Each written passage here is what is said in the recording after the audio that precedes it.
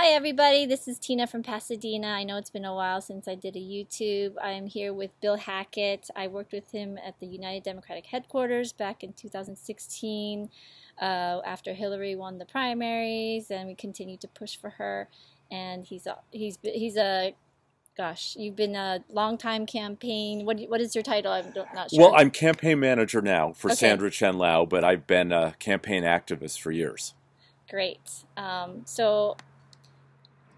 I recently became the president of Democrats of Pasadena Foothills, and we're trying to decide on what campaigns to focus on. So we are mainly, membership is in Pasadena. So introducing Sandra Chen, she's running for Board of Trustees of Pasadena City College. And if Bill, can you please explain why Pasadena City College is so important to San Gabriel Valley students? Sure. Well, you know, PCC is a great place.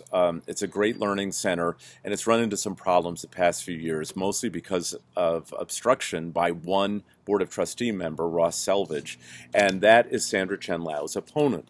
So Sandra Chen Lau wants to, she's progressive, she's a Democrat, you know, I'm an activist, she's an activist, and she wants to change things at PCC.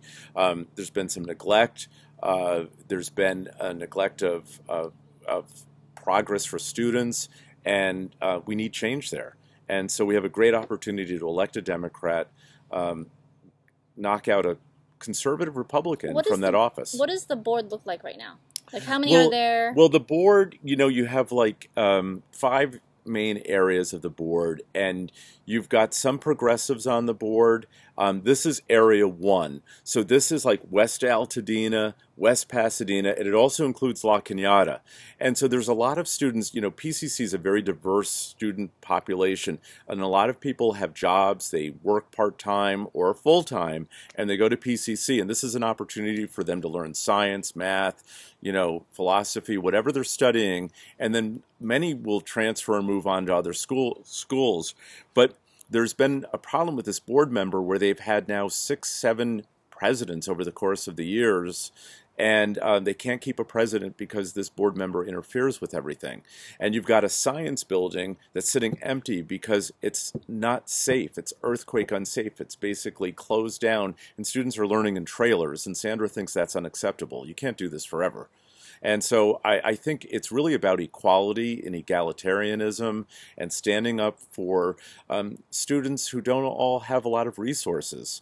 And that's what we need to do. So what I understand is the predicament is that, you know, the students are very busy just getting to school. They have jobs, part-time jobs. So the people that stand to gain for Sandra winning this election is not available to help in this election. So that's why we need everyone who has the time and understands how important this is to come out, even just for a few hours.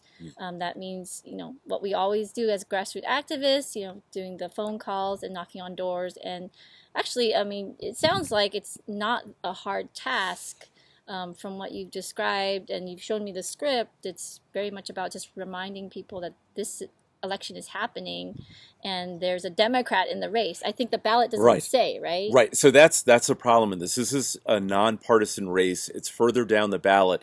It's nonpartisan, but she is the Democrat running. So we are contacting Democrats and independents and letting them know that she is the Democratic progressive candidate running for this office, and that she'll make a change and she'll listen to students and she has concern for them. We've spent time over at PCC, and you know, you reference that. You know, you have students who are working many hours a day, and it's very hard for them. Now, we have a student out this morning with us going door to door, and she's part of Ujima, which is a club at PCC, and she's very active, and they're going to do a day of action for us in May.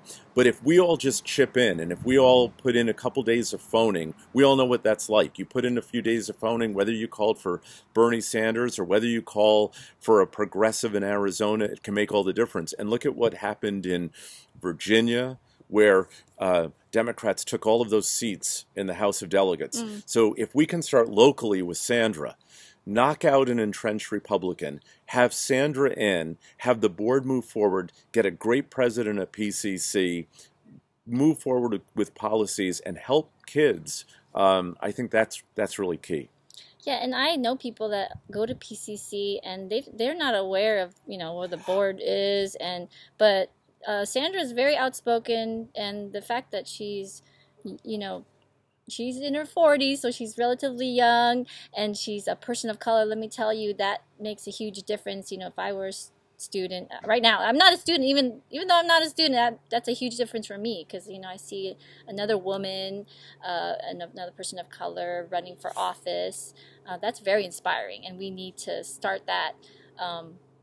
You know, change what the, you know, have a more diverse elected officials. Yes. So that, as a role model for us. And this is a very winnable election, so it just is a matter of contacting the Democrats. The Democrats out-register the Republicans in this area, but we just need to reach the Democrats, because as we all know, in these off-year elections, some Democrats sit home, so we need to get them to come out, and we need people to vote down the ballot, so not just voting for the U.S. Senate and governor, but you go down the whole ballot, and then you vote for Sandra for PCC board.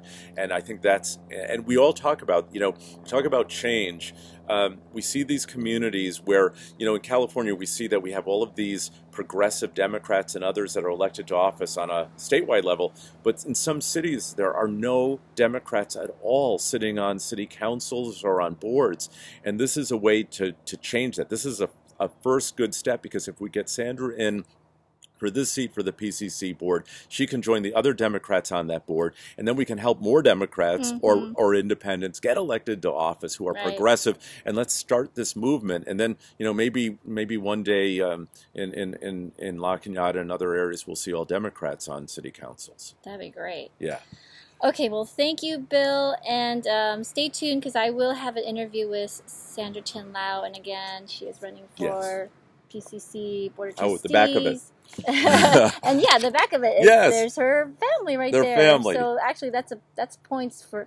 I consider that points, because, you know, I have kids too, and she's looking to the future of Pasadena, and she's looking ahead, and she's going to stick with it. So I hope you support Sandra Chen Lau for Board of Trustees of PCC. Thanks. Thanks. Keep fighting the good fight.